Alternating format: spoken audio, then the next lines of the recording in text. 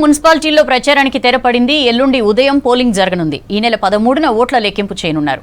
రాష్ట్ర వ్యాప్తంగా 8,000 పోలింగ్ కేంద్రాలు ఏర్పాటు చేశారు. పటిష్ట భద్రతా చర్యలు తీసుకుంటున్నారు. 48 గంటల సైలెంట్ పీరియడ్ పై ఫోకస్ చేసింది రాష్ట్ర ఎన్నికల సంఘం. ప్రలోభాలకు గురి చేస్తే కఠిన చర్యలు తప్పవని హెచ్చరించింది. మున్సిపల్ ఎన్నికల ప్రచారం ముగిసింది. ఎల్లుండి ఉదయం 7 గంటల నుంచి సాయంత్రం 5 గంటల వరకు 116 మున్సిపాలిటీలు 7 కార్పొరేషన్లలో పోలింగ్ జరగనుంది. మున్సిపాలిటీల్లో 2,996 వార్డులకు ఎన్నికలు జరగనుండగా 12,993 మంది అభ్యర్థులు పోటీలో ఉన్నారు. 52,43,000 మంది ఓటు హక్కు వినియోగించుకోనున్నారు. రాష్ట్ర వ్యాప్తంగా మొత్తం 8,203 పోలింగ్ కేంద్రాలను ఏర్పాటు చేశారు అధికారులు. ఎలాంటి అవాంఛనీయ ఘటనలు జరగకుండా పటిష్ట భద్రత ఏర్పాటు చేస్తున్నారు. 25,000 మంది పోలీసులు విధుల్లో ఉండనున్నారు. మున్సిపల్ ఎన్నికలకు మొత్తం 90,000 మంది సిబ్బంది విధులు నిర్వర్తించనున్నారు. రేపు ఉదయం నుంచి సిబ్బందికి పోలింగ్ సామాగ్రి పంపిణీ చేసి పోలింగ్ కేంద్రాలకు తరలించనున్నారు అధికారులు. 48 గంటల సైలెంట్ పీరియడ్ పై ఎన్నికల సంఘం ఫోకస్ చేసింది. మద్యం, డబ్బు, గిఫ్ట్ల పంపిణీపై ప్రత్యేక నజర్ పెట్టింది. ఓటర్లను ప్రలోభాలకు గురి చేస్తే క్రిమినల్ చర్యలు తీసుకుంటామని హెచ్చరించింది. ఇటు మున్సిపాలిటీల పరిధిలోని వైన్స్ ఇవాళ సాయంత్రం క్లోజ్ చేశారు. పోలింగ్ పూర్తయ్యే వరకు వైన్స్ మూసివేయాలని ఆదేశించారు. నాన్ లోకల్స్ ఎవరైనా ఉంటే వెంటనే మున్సిపాలిటీలను వదిలి వెళ్లాలన్నారు. మున్సిపల్ ఎన్నికల్లో ప్రధాన పార్టీలు హోరాహోరీగా ప్రచారం చేశాయి. ప్రచారం ముగియడంతో ఎన్నికల మేనేజ్మెంట్ పై దృష్టి పెట్టాయి పార్టీలు. హైదరాబాద్లో ఉంటున్న మున్సిపాలిటీలకు చెందిన ఓటర్లకు ఫోన్లు చేసి ఓటేసేందుకు రావాలని అభ్యర్థిస్తున్నారు. రాష్ట్రానికి కేంద్రం ఏమిచ్చిందని నిలదీశారు సీఎం. పన్నుల రూపంలో రావాల్సిన నిధులే తప్ప కొత్తగా ఇచ్చిందేంటని ప్రశ్నించారు. ట్యాపింగ్ కేసులో కేసీఆర్ను, కేటీఆర్, హరీష్ను అరెస్ట్ చేయకుండా అడ్డుకుంటున్నదే బీజేపీ అని ఆరోపించారు. ఉన్మాదం, మానసిక రోగంతో ట్యాపింగ్ చేశారని తీవ్ర స్థాయిలో మండిపడ్డారు సీఎం. యాసిడ్ పోసి బీఆర్ఎస్ను కడిగేయాలన్నారు.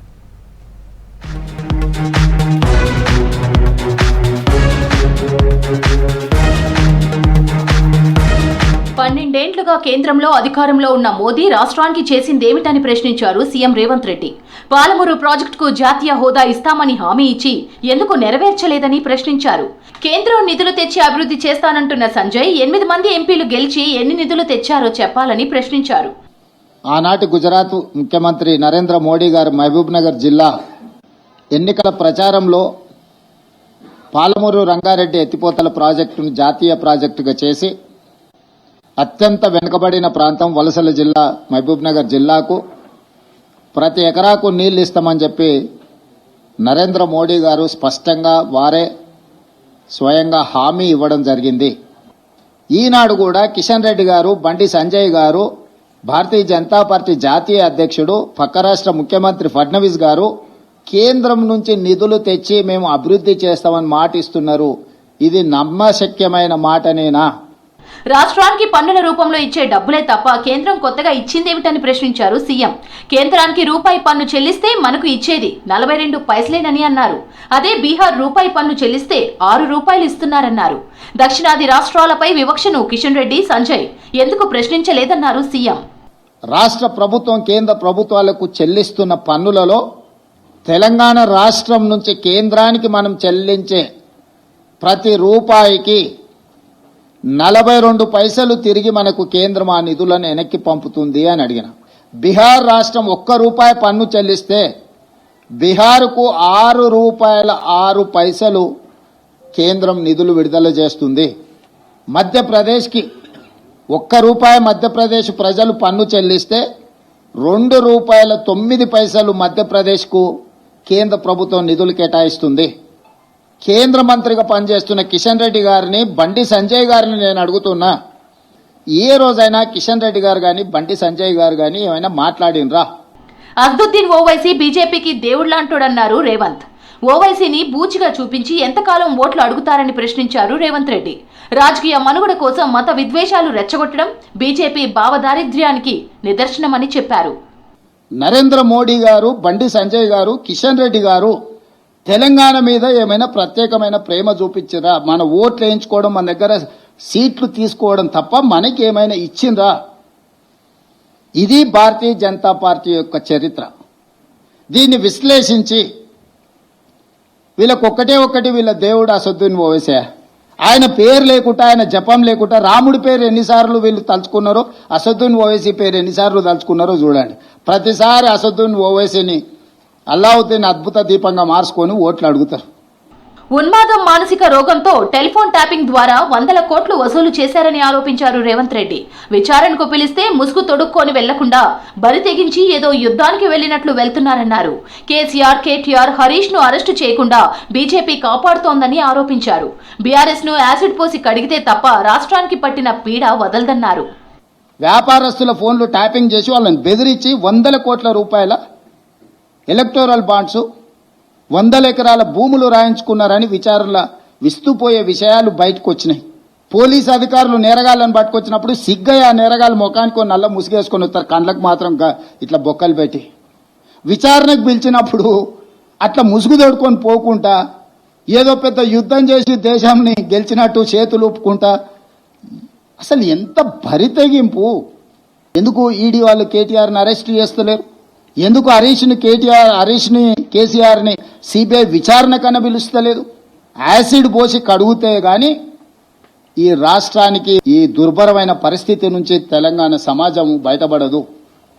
నోట్ల రద్దు చేసినప్పుడు అసెంబ్లీ పెట్టి కేసీఆర్ అభినందించారని గుర్తు చేశారు సీఎం.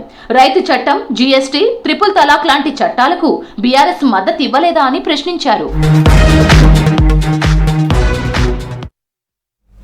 కాళేశ్వరంపై కేసును సీబీఐ స్వీకరించకుంటే ఏం చేయాలనే అంశంపై ప్రభుత్వం నిర్ణయం తీసుకుంటుందన్నారు సీఎం. ప్రభాకర్ రావును 20 నెలలు అమెరికాలో దాచిపెట్టిందే బీజేపీ అని ఆరోపించారు. కవిత ఇష్యూతో తమకు సంబంధం లేదన్న సీఎం అధికారం ఉన్నన్ని రోజులు కలిసి ఉండి అధికారం పోగానే తన్నుకుంటున్నారని అన్నారు. జిల్లాల పునర్విభజన చేయబోమని, ఒకవేళ చేస్తే అసెంబ్లీలో చర్చించే నిర్ణయం తీసుకుంటామని చిట్ చాట్ ద్వారా తెలిపారు సీఎం. ట్యాపింగ్ కేసుపై చిట్ చాట్ లో కీలక వ్యాఖ్యలు చేశారు ముఖ్యమంత్రి రేవంత్ రెడ్డి. ఈ కేసులో అరెస్టులు కాకుండా అడ్డుకుంటున్నది బీజేపీనేనని ఆరోపించారు. ప్రధాన నిందితుడు ప్రభాకర్ రావును 20 నెలలుగా అమెరికాలో దాచిపెట్టారని, రాష్ట్రానికి రాకుండా చూసింది బీజేపీనన్నారు. కాళేశ్వరంపై సీబీఐ విచారణ చేస్తేనే కేసు ముందుకెళ్తుందన్నారు. ఒకవేళ కేసును సీబీఐ రిజెక్ట్ చేస్తే సర్కార్ మరో నిర్ణయం తీసుకుంటుందన్నారు రేవంత్. కవిత ఇష్యూతో తమకు సంబంధం లేదన్నారు రేవంత్ రెడ్డి. అధికారం ఉన్నన్ని రోజులు కల్వకుంట్ల కుటుంబం కలిసే ఉందని, అధికారం పోయాక తన్నుకుంటున్నారని కామెంట్ చేశారు. కొత్త జిల్లాల ఏర్పాటు, ఉన్న జిల్లాల తొలగింపు చేయబోమన్నారు. ఒకవేళ జిల్లాల పునర్విభజన చేయాల్సి వస్తే అసెంబ్లీలో చర్చించే నిర్ణయం తీసుకుంటామన్నారు రేవంత్ రెడ్డి. మంత్రివర్గ నిర్ణయం తర్వాత అజారుద్దీన్ కు ఎమ్మెల్సీ పదవి ఇచ్చి మంత్రిని చేశామని చెప్పారు సీఎం రేవంత్. ఎమ్మెల్సీ పదవిపై గవర్నర్ దగ్గర నిర్ణయం పెండింగ్ లో ఉందన్నారు. బడ్జెట్ సమావేశాలపై త్వరలో నిర్ణయం తీసుకుంటామన్నారు రేవంత్ రెడ్డి. 2026 తర్వాత నియోజకవర్గాల పునర్విభజన ఉంటుందన్నారు రేవంత్ రెడ్డి. 2029లోనే జనరల్ ఎన్నికలు రాబోతున్నాయన్నారు. 1 నేషన్ 1 ఎలక్షన్ లో భాగంగా జనరల్ ఎన్నికలు రాబోతున్నాయని, తెలంగాణ అసెంబ్లీ ఎన్నికలు కూడా అప్పుడే జరుగుతాయన్నారు. మహిళా రిజర్వేషన్లను అమల్లోకి తెస్తామని చెప్పారు. దక్షిణాది రాష్ట్రాలను మోదీ పట్టించుకోవట్లేదని ఆరోపించారు సీఎం. తమపై కాంగ్రెస్ నేతలు ఇష్టం వచ్చినట్లు ఆరోపణలు, విమర్శలు చేయడం అలవాటుగా మారిందన్నారు రాష్ట్ర బీజేపీ నేతలు. సీఎం రేవంత్ రెడ్డి కేంద్రంపై తప్పుడు ఆరోపణలు చేస్తున్నారని మండిపడ్డారు. దక్షిణాది రాష్ట్రాల ప్రజల్లో అపోహలు సృష్టించేలా కాంగ్రెస్ పార్టీ వ్యవహరిస్తోందన్నారు. ఫోన్ ట్యాపింగ్ కేసులో ఇప్పటి వరకు ఒక్కరిని కూడా అరెస్ట్ చేయలేదన్నారు.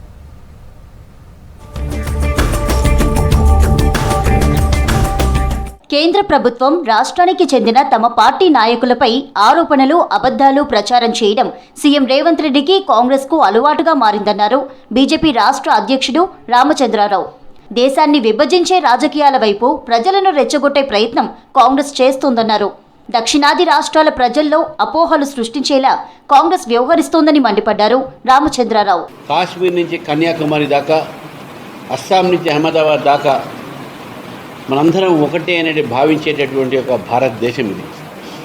అటు స్టాలిన్ మాట్లాడినా, అటు బెంగాల్లో మమతా బెనర్జీ మాట్లాడినా, ఇటు కాంగ్రెస్ పార్టీలో రేవంత్ రెడ్డి గారు మాట్లాడినా, ఈ ఇండియా అలయన్స్లో అందరూ కూడా పేరుకు ఇండియా అలయన్స్ మాత్రంగానే వీళ్ళందరూ కూడా యాంటీ ఇండియాగా మారినటువంటి విషయాన్ని మనం గుర్తుపెట్టాం. అంతేకాకుండా అబద్ధాలు ప్రచారం. కేంద్రం రాష్ట్రానికి ఏమీ ఇవ్వలేదని సీఎం రేవంత్ రెడ్డి అబద్ధాలు మాట్లాడుతున్నారని, కాంగ్రెస్ పార్టీ తెలంగాణ ప్రజలకు ఏమిచ్చిందో చెప్పాలన్నారు రామచంద్రారావు. కాంగ్రెస్ ప్రకటించిన 6 గ్యారంటీల్లో కనీసం ఒక్కటైనా అమలు చేశారా అని ప్రశ్నించారు.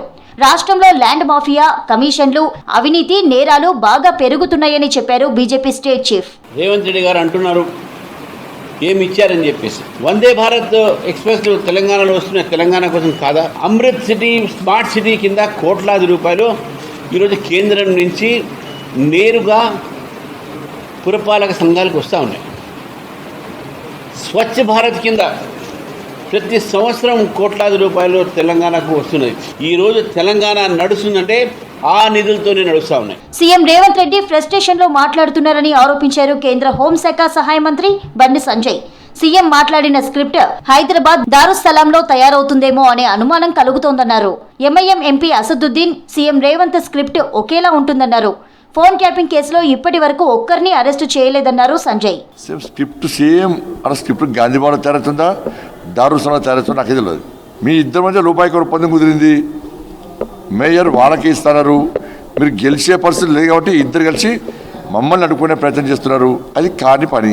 ఇలా ఫోన్ ట్యాపింగ్లో వాళ్ళని కాపాడే ప్రయత్నం చేసి మీరు ఒక్కరిని అరెస్ట్ చేయలే, ఒక్కరిని కూడా అరెస్ట్ చేయలే. మొత్తంగా మున్సిపల్ ఎన్నికల వేళ కాంగ్రెస్ బీజేపీ నేతల మధ్య మాటల యుద్ధం సాగుతోంది. పార్లమెంట్ బడ్జెట్ సమావేశాల్లో అధికార ప్రతిపక్షాల మధ్య మాటల యుద్ధం కొనసాగుతోంది. భారత్ అమెరికా మధ్యంతర ట్రేడ్ డీల్ నరవాణి బుక్పై చర్చించాలని విపక్షాలు పట్టుబడుతుంటే బడ్జెట్పై మాత్రమే మాట్లాడాలని స్పీకర్ స్పష్టం చేశారు. దీంతో ఆందోళన చేశారు ఇండియా కూటమి ఎంపీలు. ప్రధాని మోదీపై దాడికి సిద్ధమయ్యారన్న స్పీకర్ వ్యాఖ్యలపై సీరియస్ అయ్యారు మహిళా ఎంపీలు.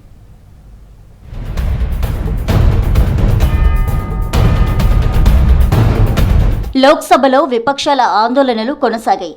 సభ ప్రారంభం కాగానే ప్రతిపక్ష ఎంపీలు నిరసనకు దిగారు.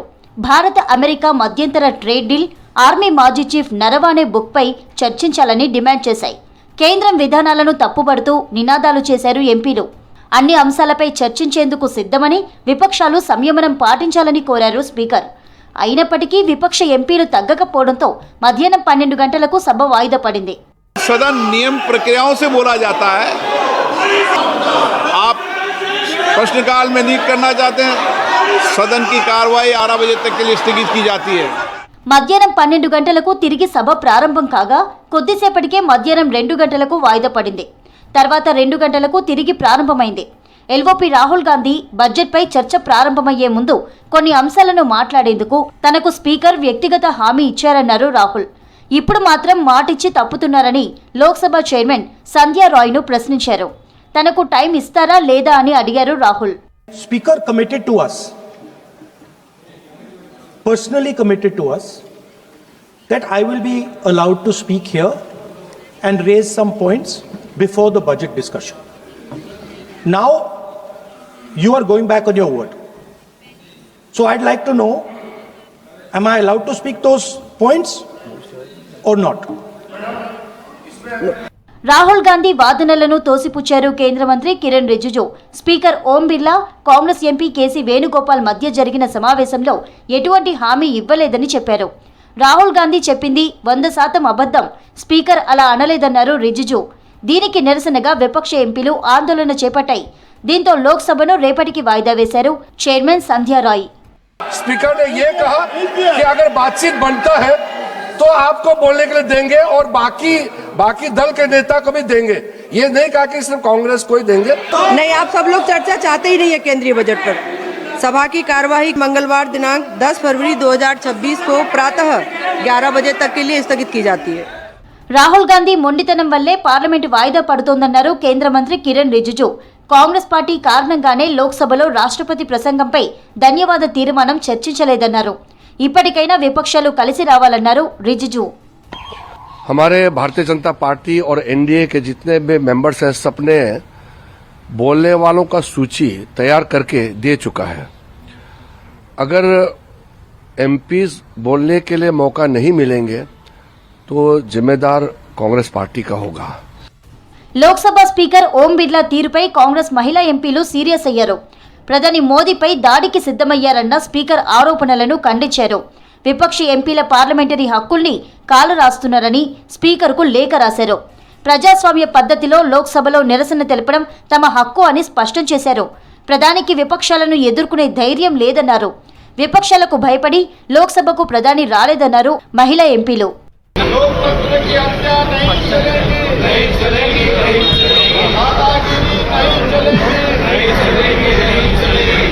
తర్వాత పార్లమెంట్ ఆవరణలో సస్పెండ్ అయిన విపక్ష ఎంపీలు నిరసనకు దిగారు.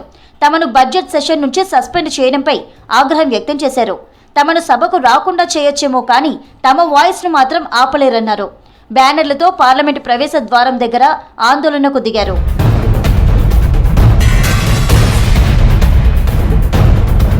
పార్లమెంట్ బడ్జెట్ సెషన్లో అనుసరించాల్సిన వ్యూహాలపై ఇండియా కూటమి నేతలు భేటీ అయ్యారు.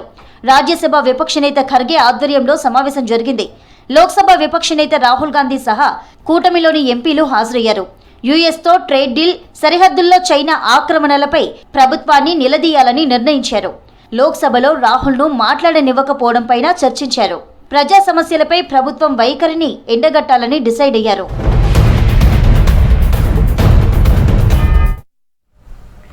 శివస్వాములతో శ్రీశైలం మల్లన్న క్షేత్రం కిక్కిరిసిపోయింది. శివరాత్రి బ్రహ్మోత్సవాలకు భక్తులు పెద్ద ఎత్తున తరలివస్తున్నారు. అయితే రద్దీకి తగ్గట్లుగా ఏర్పాట్లు చేయకపోవడంతో భక్తులు ఇబ్బంది పడుతున్నారు. తాగునీరు వంటి మౌలిక సదుపాయాలు లేక అవస్థలు పడుతున్నారు. ఆలయ కమిటీ నిర్లక్ష్యంపై ఆందోళన చేపట్టారు భక్తులు.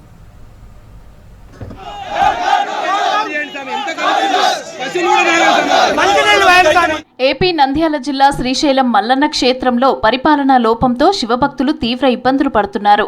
ఇవాళ మహాశివరాత్రి బ్రహ్మోత్సవాలు ప్రారంభం కావటం, మహాశివరాత్రి దగ్గర పడుతూ ఉండటంతో ఆలయానికి పెద్ద ఎత్తున శివస్వాములు వస్తున్నారు.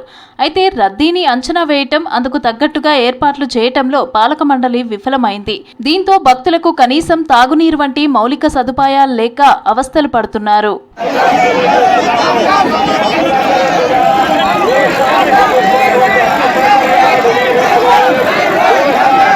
సరైన ప్రణాళిక, ఏర్పాట్లు లేక భక్తులు దర్శనం కోసం గంటల తరబడి క్యూ లైన్లలో ఎదురు చూడాల్సిన పరిస్థితి ఏర్పడింది.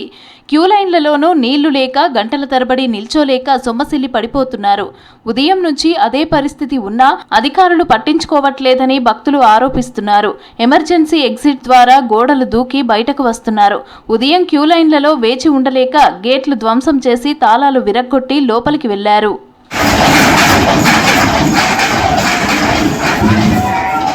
శ్రీశైలం ఆలయ కమిటీ తీరుపై ఆందోళనకు దిగారు భక్తులు. ఆలయ నిర్వహణ, మౌలిక వసతులు సరిగ్గా లేవంటూ ఆగ్రహం వ్యక్తం చేశారు. స్పర్శ దర్శనంలో అంతులేని జాప్యం జరుగుతుందన్నారు. సదుపాయాలు లేవు, స్పష్టమైన సమాచారం లేదని అసహనం వ్యక్తం చేశారు. ఆలయ కమిటీ పరిపాలనా నిర్లక్ష్యానికి ఇది నిదర్శనమని మండిపడ్డారు. ఈవోకి వ్యతిరేకంగా నినాదాలు చేశారు. ఈవోతో వాగ్వాదానికి దిగారు. పాలక మండలి కేవలం పదవుల కోసమేనా, బాధ్యతలు లేవా అని ప్రశ్నించారు భక్తులు. That's all for now.